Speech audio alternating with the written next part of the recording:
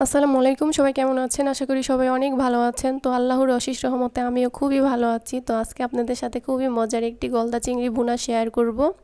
তো চিংড়ি মাছ রান্না করার জন্য আমি এইখানে বড় বড় চিংড়ি মাছ নিয়েছি, দেখতেই পাচ্ছেন। তো চুলায় ফ্রাই প্যান বসিয়ে দিয়েছি, বড় বড় চিংড়ি মাছগুলো নিয়েছি, তো ভেজে নিতে হবে। আমি গরম তেলের মধ্যে মাছগুলি দিয়ে দিয়েছি, এখন একটু ভেজে নিব।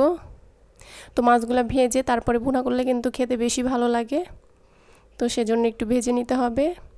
তো সবগুলা মাছ দিয়ে দিয়েছি, উপরে দিয়ে একটু লবণ দিয়ে দিলাম আর একটু হলুদ দিয়ে দিলাম। এখন ভালো করে নাড়াচাড়া করে তারপরে ভালো করে ভেজে নিতে হবে। একদম বেশি কড়া ভাজার দরকার নেই, একটু হালকা ভাজা দিলেই কিন্তু হবে। বেশি ভাজলে কিন্তু মাছটা একদম শক্ত হয়ে যাবে, খেতে ভালো লাগবে না।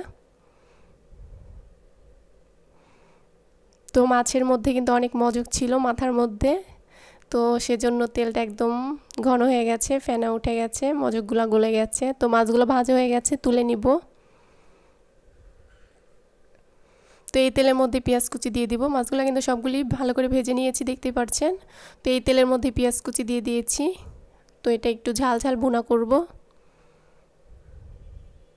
চিংড়ি মাছের দু পেঁয়াজু করব, তো পেঁয়াজগুলি দিয়ে একটু হালকা ভেজে নিতে হবে।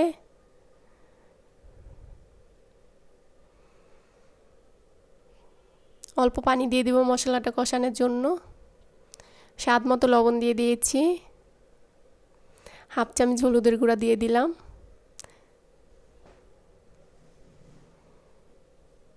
হাফ চামচ ধনিয়ার গুঁড়ো দিয়ে দিয়েছি,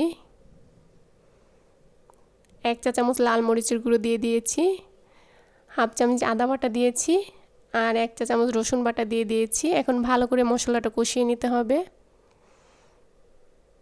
একদম তেল ওঠা পর্যন্ত মশলাটা কষাবেন। তাহলে মশলাটা যত ভালো কষাবেন ততই তরকারিটা খেতে বেশি ভালো লাগবে। মশলাটা কষানো হয়ে গেছে, একদম তেল উঠে গেছে, দেখতে পাচ্ছেন। তো এখন আমি টমেটো দিয়ে দিব। তো টমেটো দিয়ে কিন্তু আমি এই চিংড়ি মাছটা ভুনা করব পেঁয়াজ টমেটো দিয়ে। তো কাঁচামরিচ ফালি দিয়ে দিয়েছি, কাঁচামরিচ আগে দেওয়ার দরকার নেই, পরে দিলে দেখা যায় কাঁচা কাঁচা একটা ঘ্রাণ বের হয়, খেতে খুবই ভালো লাগে ভুনা তরকারিটা, তো সেজন্য পরে দিয়েছি।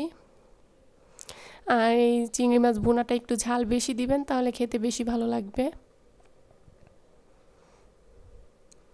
তো পানি দিয়ে দিব এখন, ভালোভাবে যেন টমেটোগুলি সিদ্ধ হয়ে যায়।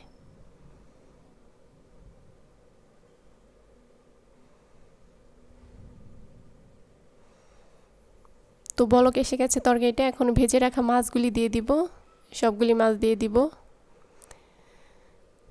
আর এই চিংড়ি মাছ ভুনাটায় কিন্তু পানি রাখবো না, একদম পানি শুকিয়ে যখন তেল ভাসা ভাসা হয়ে যাবে তখন নামিয়ে ফেলতে হবে। তো চিংড়ি মাছ দিয়ে আর কিছুক্ষণ রান্না করে নিতে হবে, নামানোর আগ দিয়ে ধনিয়া পাতা কুচি দিয়ে তারপরে নামাবেন, তাহলে কিন্তু তরকারিটা খেতে বেশি ভালো লাগবে। তো আমি ধনিয়া পাতা কুচি দিয়ে দিয়েছি। তো নামানোর আগ দিয়ে ধনিয়া পাতা কুচি দিবেন, আর একদম পানি শুকিয়ে যখন তেল ভাসা ভাসা হয়ে যাবে সেই পর্যায়ে নামিয়ে ফেলতে হবে, তাহলে কিন্তু এই চিংড়ি মাছ ভুনাটা খেতে খুবই ভালো লাগে।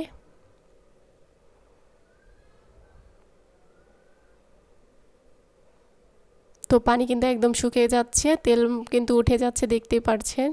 তো একদম তেল যখন ভাসা ভাসা হয়ে যাবে সেই পর্যায়ে নামিয়ে ফেলবো।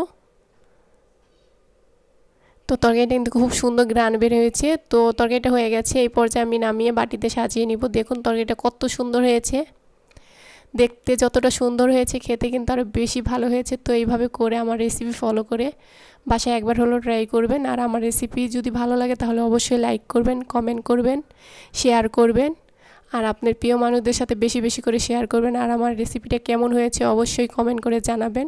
আর যদি ভালো লাগে তাহলে আমার পেজে ফলো করে দিবেন, আর ইউটিউব থেকে যারা দেখবেন তারা সাবস্ক্রাইব করবেন। আর সবাই ভালো থাকবেন, আমার জন্য দোয়া করবেন, আমি যেন আরও ভালো ভালো নতুন নতুন রেসিপি আপনাদের সাথে শেয়ার করতে পারি।